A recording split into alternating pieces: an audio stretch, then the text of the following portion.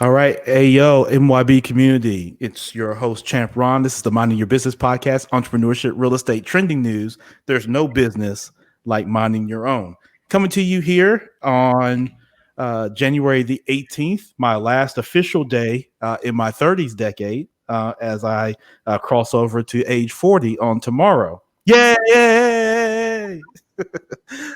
Subscribe to the podcast, five star, wherever you get your pods. That helps us continue to grow the MYB community. And as always, you can catch me at champronbrooks.com. That's champronbrooks.com. Make sure to text me 312-847-4071. I'd like to get you a copy of my ebook, and you can actually order a copy of my new book here, Investing in Real Estate with Little or No Money Down. Quick guide here, covers a lot of the steps that many of my banker buddies use, including myself, to get involved in real estate, particularly when you don't have a huge budget starting out. And so reach out to me, 312-847-4071. I'd like to get you either a free copy of the ebook, or you can actually order the paperback here for just $10.99. So make sure you do that and connect with me there. Celebrating the Martin Luther King Jr. holiday on today, the day of this recording. So many of you that are in states that celebrate the holiday, you're likely enjoying a good day off. So hope that is the case and you find yourself in good mind and good spirit. Listen, I am excited. I'm really excited about today's guest today. Stacy Bahrenfuss is joining us. She is the founder of the Catalyst Group and the creator of the Inside Out Success Method that we look to hear from today. I think this is really going to help you, MYB. So make sure you got your notes and everything together so that you can take notes and then go execute on what you hear today. But Stacy, thank you so much for joining me all the way from Idaho, nonetheless, a state that I haven't, we were talking off and I haven't had a chance to visit yet, but it sounds really fun the way you describe it. So I look forward to getting out there. But Stacy, thank you so much for being a guest today on the podcast. Thanks for having me, Ron, and happy birthday eve to you. Yeah, thank you. Thank you. Of course. I don't quite feel it yet. So, Stacy, I'm not sure. Maybe I'll wake up tomorrow and maybe I'll actually feel 40. Yes. Who knows? Yes. So, Stacy, let's get started so we can learn about you. Obviously, reading your bio, you've been, just mega successful, throughout your walk. But let's take it back a little bit and kind of talk about your journey to get to where you are today. Yeah. So, it's interesting looking back on the early days. One of the things that is consistent in everything that I've done is just wanting to, go through things to be able to, one, show other people that it's not that challenging, or, maybe it is challenging and don't go over there. But also to simplify, success or whatever, the path is that I'm going down. And so, yeah. I actually was a senior in high school and was joking around with some friends and applied to be a salesperson at a local real estate resort office. And, okay. It was funny. They actually ended up hiring me as one of the administrative staff. Yeah. And I quickly saw this opportunity in the real estate market to just do it better, elevate the customer experience. And, I had plans to go to college and, study international business and play volleyball and, all of these plans. And I got into real estate business and just fell in love with the fact that there isn't a ceiling. There aren't limitations to what I can create. And, you can also impact people at such a high level. Right. And so, started that journey, ended up then getting licensed, at 19 and starting my company and started growing the actual team then a few years later, about 5 years later. And, we primarily today work with builders, developers, and of course, helping existing residential buyers and sellers and investors here in Idaho. So the team is great. And really right now, Catalyst Group exists to help them now fulfill what they thought they couldn't do, right? And help the team members fulfill their dreams. Yeah, absolutely. And so, Stacy, what was kind of in those early days as you were starting the business? Did you run into, many obstacles? Was it pretty smooth sailing as as a woman building a real estate business? I always like to ask because, in a lot of areas it could be still very male dominated, Yeah. right? And so, talk about those early days and kind of bringing in agents in those early days. And you probably found yourself managing a lot, as well as trying to do actual deals. So, how was that? What was that experience like for you? Yeah, it was interesting. I met a lot of resistance, especially in the early years, because I was young and a woman and new to the area, and I didn't have, backing or a contact database or, anything like that. And Sure. what I really decided to do was use that as fuel. And so as people, would say, oh, you can't do this, you need my help or whatever the case, that actually was just more of me going, watch me. And, Right. using Yeah, as exactly. fuel.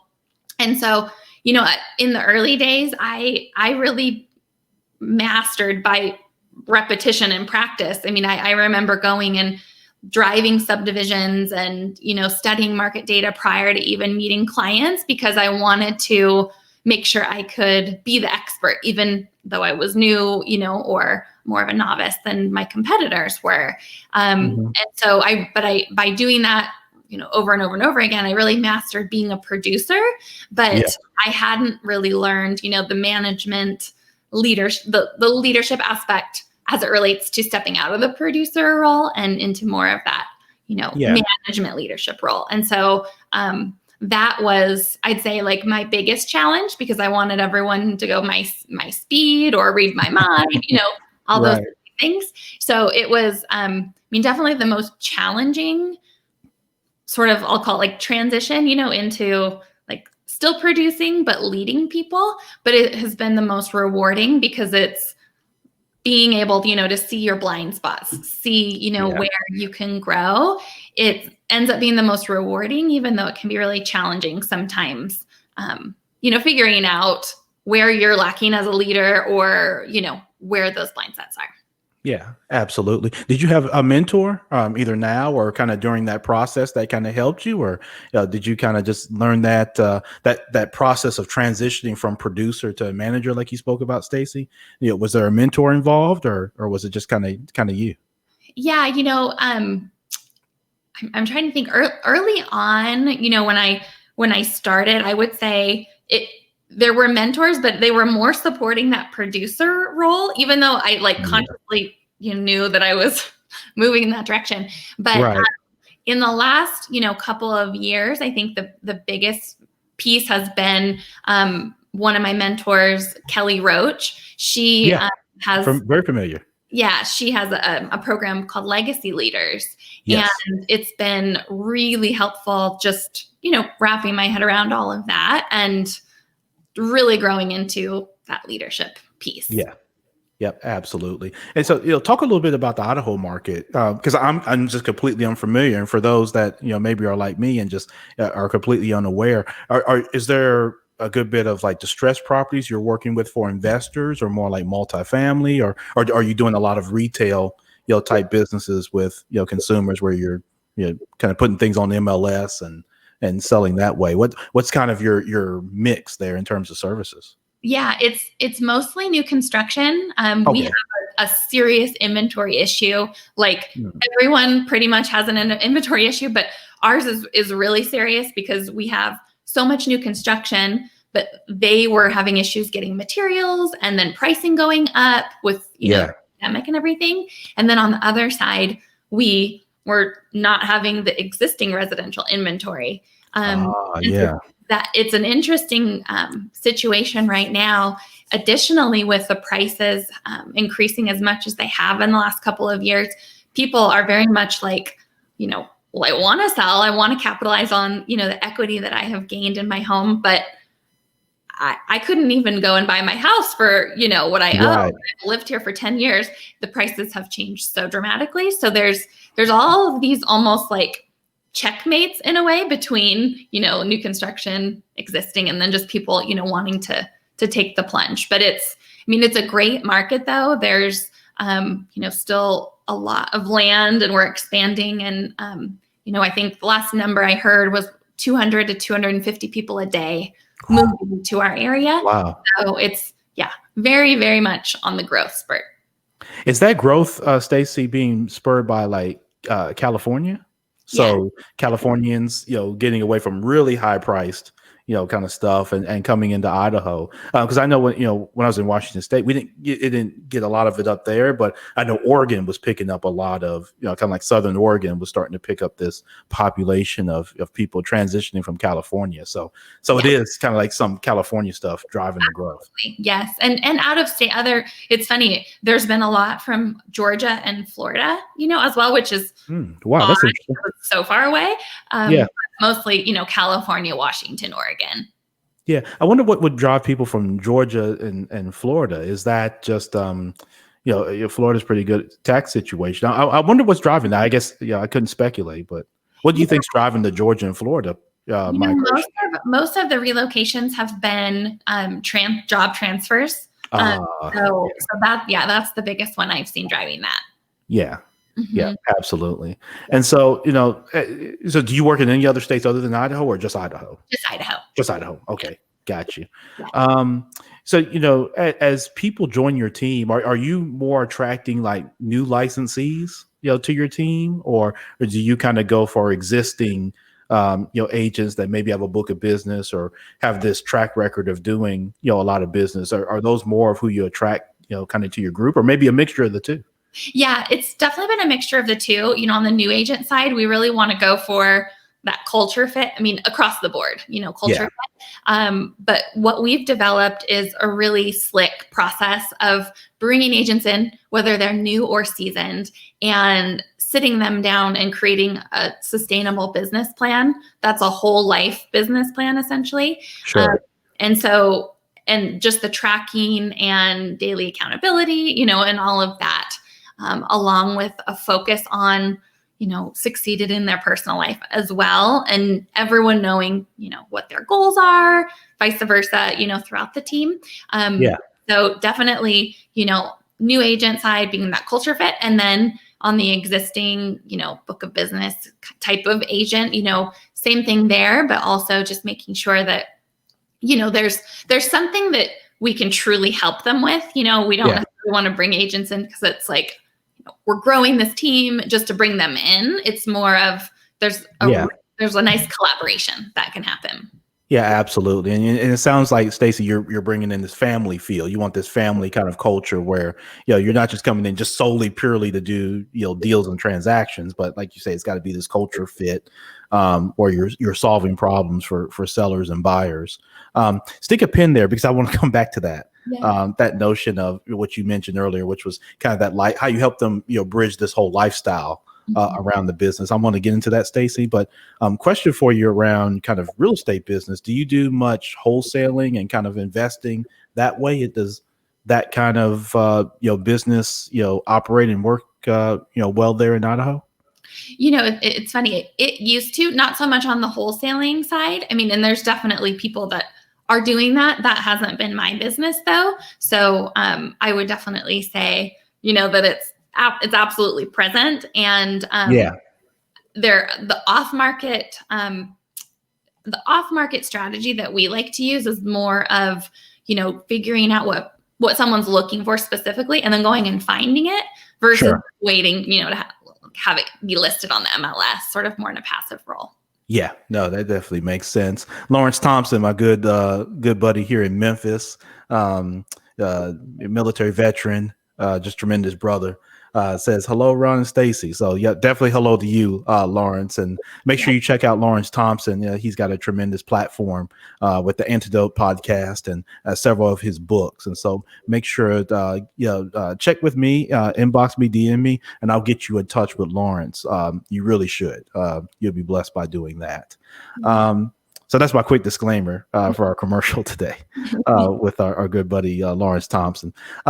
So Stacy, just a little bit ago, you were talking about kind of the lifestyle of bringing people into your business and helping them with this overarching type plan, which is a little unique. And I know for here, being in Tennessee, we don't see at least I haven't seen a whole lot of that. A lot of times, and it may vary from individual to individual, but a lot of times it's just everything's solely focused on paying the broker and, making sure you're paying your fees to the National Association. So there's all this management piece, but not really this, kind of family type lifestyle. Everything tends to center around the business. Where did that come from for you? For someone that started so young in the business and has kind of blossomed and progressed, did you always have that mindset when you started that you wanted to have this, overarching kind of encompassing, type of structure within your business? Absolutely not, actually. It's funny. I started and I was super, super focused on that achievement, and Yeah. making things happen and all of that. And I actually I think I was about 25, 26. And our team had just, 5x'd our production in less than 18 months. And I Wow. remember sitting in the office about to go into one of our team meetings, and I felt like I was going to cry. And it wasn't in a good way. It was Whoa. more of like, I've achieved all of this and I feel completely unfulfilled and almost like an emptiness, And so I Oh started no. going down the path of like, what is this about? Like, from a psychological standpoint, from an everything kind of standpoint. And, what I found is that it's very common, for people that experience a great deal of success to fall out of balance, and I don't necessarily believe in balance. I believe more in intentionality, of, blocking your life out, time blocking, appropriately. Sure.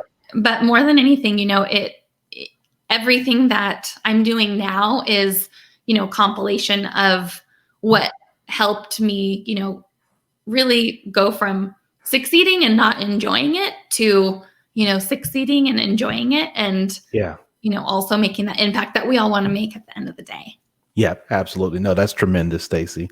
And it kind of leads me to the inside out success method that you've created and kind of curated. Can you explain to us what the inside out success method is? Kind of, what its methodology is, and kind of how it can apply to all of us that are in business, whether we're in real estate business or not. Right? Explain that to us. Yeah. So the methodology comes from, what I had just explained, of being in a place where, you're succeeding externally, but internally, you're still feeling like there's a void of some sort. And so the inside out success method is based on 4 pillars. And those 4 pillars are: number 1, awareness. Okay. Number 2, ownership. Number 3, intention. And number 4, realization. And within these pillars, there are practices and basically strategies that help you, become aware of your truth internally, of what's working, what's not working, what blocks you might have. Takes you then into, everything from mindfulness, meditation practices, and just basically strategies to support, yourself in becoming more aware. Yeah. And then into, ownership of not only owning who you want to be in the external world, but owning how you've treated yourself, how you need to support yourself, and really building that relationship with yourself, because a lot of us, especially in this society, we have been conditioned to be reliant on the external. We've made decisions based upon other people versus what we want. I could go on for hours on all of the examples. Right. But, the biggest thing is taking ownership with yourself and then with the external world. Yeah.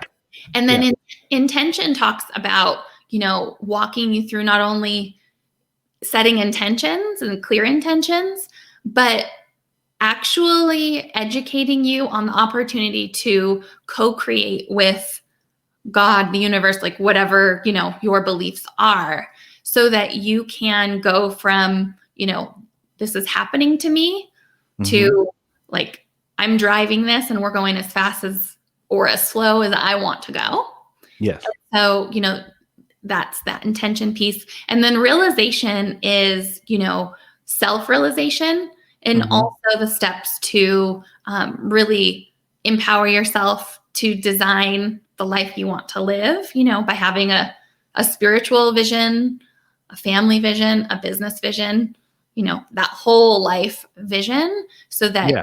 you actually have something to base who you're becoming on, instead of it, being really, really strong in one area, and then you get down the road 10 years and, your health is gone, so Yeah. really bringing that level of intentionality to the process. And Stacey, that's so critical. And I love those pillars that you gave. Awareness, ownership, intention, and realization. Because those all sum up to me as this, kind of this internal, this reflection that you have to do, and that you constantly have to do Mhm. within yourself, right? Whether you're in business, you're in the workforce, whatever it is that like you say, you have this, this acute awareness of who you are and what you want to be, this vision, right? And then the ownership piece becomes so critical, right? And I think that's where people, get hung up on is, you can't whine and bellyache about or point fingers at, all these external factors like we like to do, whether it's, through social media, through, other media channels, things like that. These things tend to start having influence on people. And one of the things that gets shunned sometimes is the personal accountability of taking ownership for what it is that you desire, that you want to be, and then aligning your behavior with what that end goal is, Mhm. which then leads to the intention, like you spoke of, being intentional about that, which means that you're not allowing yourself to get sidetracked. You have, like I like to call this, tenacious focus Mhm. on moving forward, and then the realization, right? The realizing that within yourself, and that continuous improvement, right? Because we all can fall victim to different things. We're not perfect. And so I love the organic feel of that. And so is this method something that you teach? So for example, if I come in as a new agent to the Catalyst Group, are you sitting down with me and kind of having, or at least introducing this method Mhm. to me, coming in kind of new to your team? Yeah, so it's a different version for the real estate team. So what Yeah. I started to do in 2016 after my first trip to India is Oh, wow. I realized that, real estate was not all for me, and I really it became clear that working with female leaders and entrepreneurs, CEOs, was something that was very important to share this methodology with. Yeah. To really help them reveal themselves, and impact at the level that they want. And so I use this methodology primarily in the premier consulting programs that I offer to women leaders, and operate my real estate company as well. And so that's how it's used. Yeah. Gotcha. Yeah. So, and I think that goes such a long way to, making people feel comfortable, is that you get them onboarded, but you care about them beyond just their ability to produce, I Mhm. guess, revenue back to your brokerage. Right. And so I think that goes a long way to how you're able to develop and be successful in your business. Mhm. Definitely, for sure. And so, what do you see next? Obviously, we're in the middle of the pandemic. Um, are you seeing a lot of impact from the pandemic there, kind of in your market, and if so, in kind of what ways that maybe is the same as the rest of the country, or maybe a little different? Yeah, at first last year, April, May, we saw a lot of immediate changes to, lending programs, which Yeah, wasn't Idaho, obviously, yeah, especially the new construction world.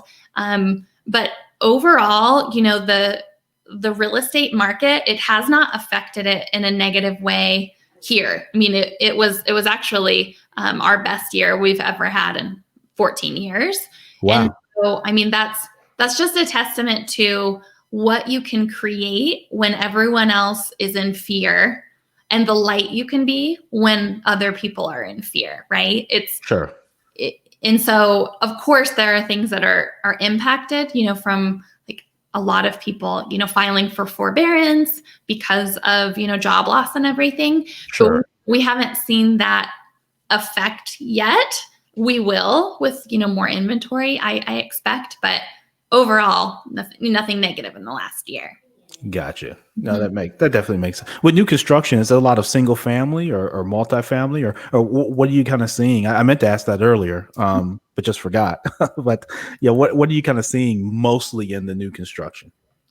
Yeah, so it's single family mostly. Now we have a lot of multifamily apartment buildings being built because we don't have a lot of like, huge apartment complexes like bigger cities have. So we're definitely Yeah, seeing a lot of that as well.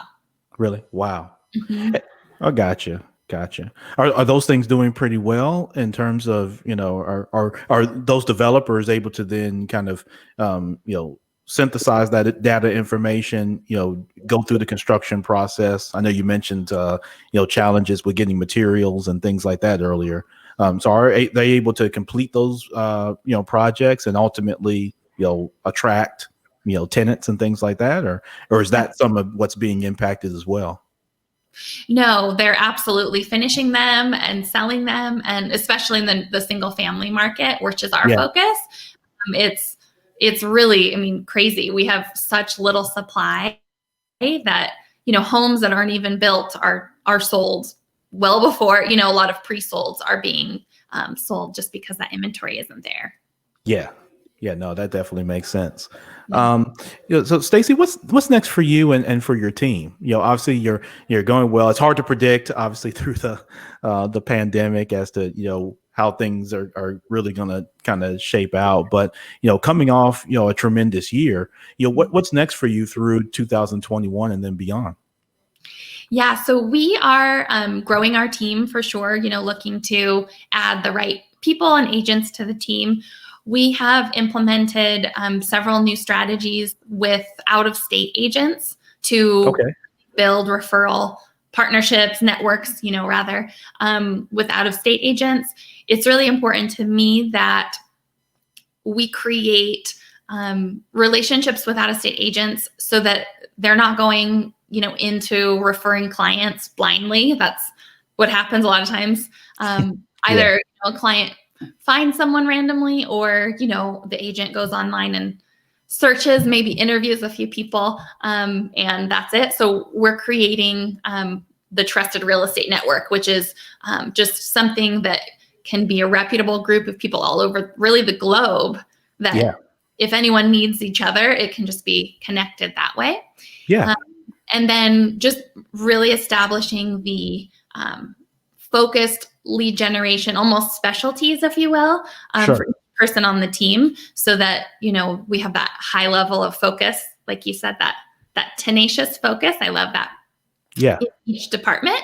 So that's what's next for the real estate team, and I will continue to lead them and mentor all of the team members on that more whole life success approach. And then, like I said, I started my consulting business, Yeah. and I'm working with female CEOs in a group coaching program, and then Awesome. one-to-one. So that's Yeah. next.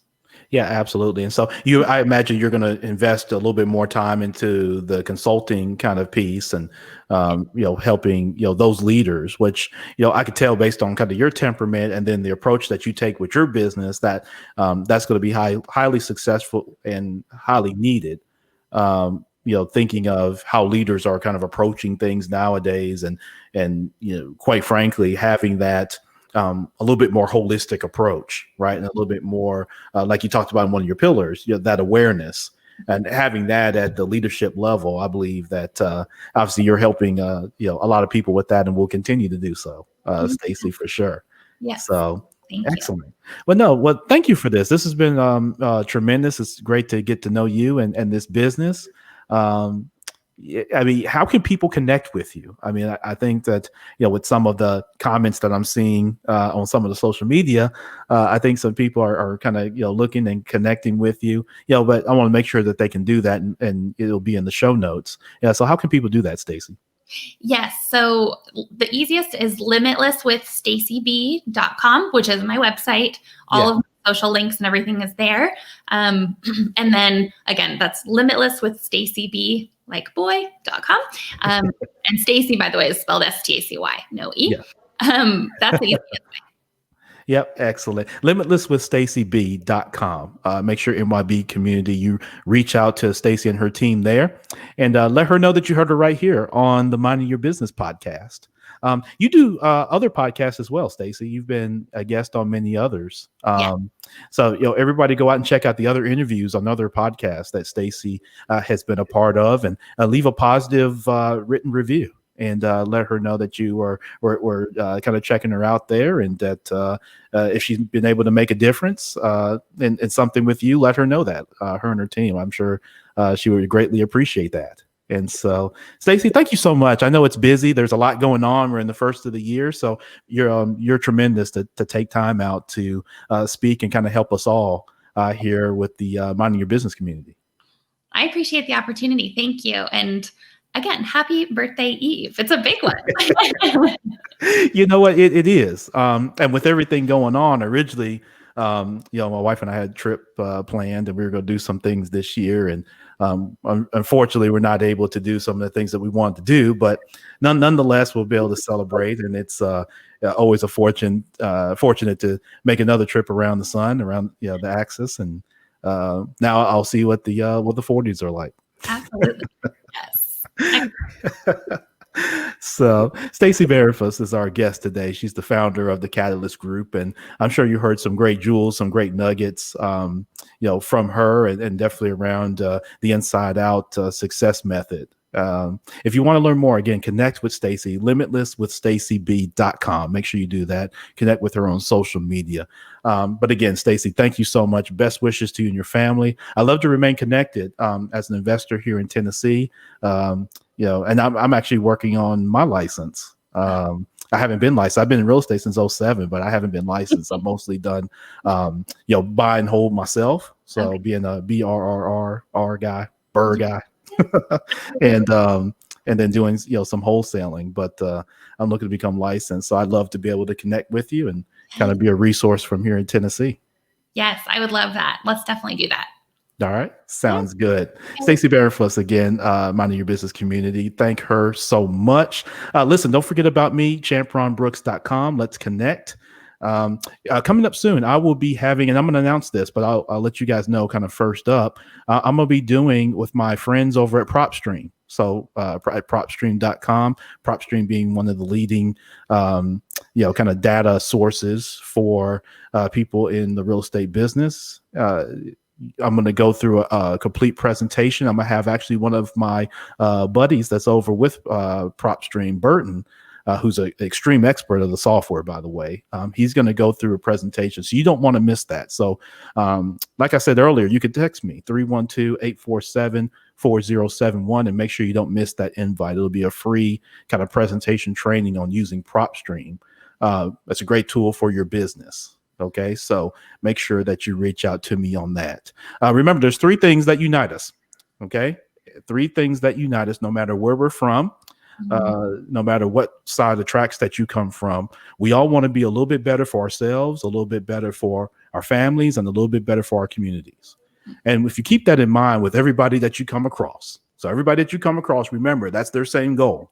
We may have different routes that we want to use to get there, but we all have that same goal. And so if you keep that in mind, we can all make this place a little bit better together when we keep that in mind. So it's not about what side of the aisle you're on politically or any of that type of stuff, guys. It's about, again, we all have that commonality, and we have way more in common than we have differences. So as we go through things and you're hearing everything on the news and there's a lot of noise, just remember that.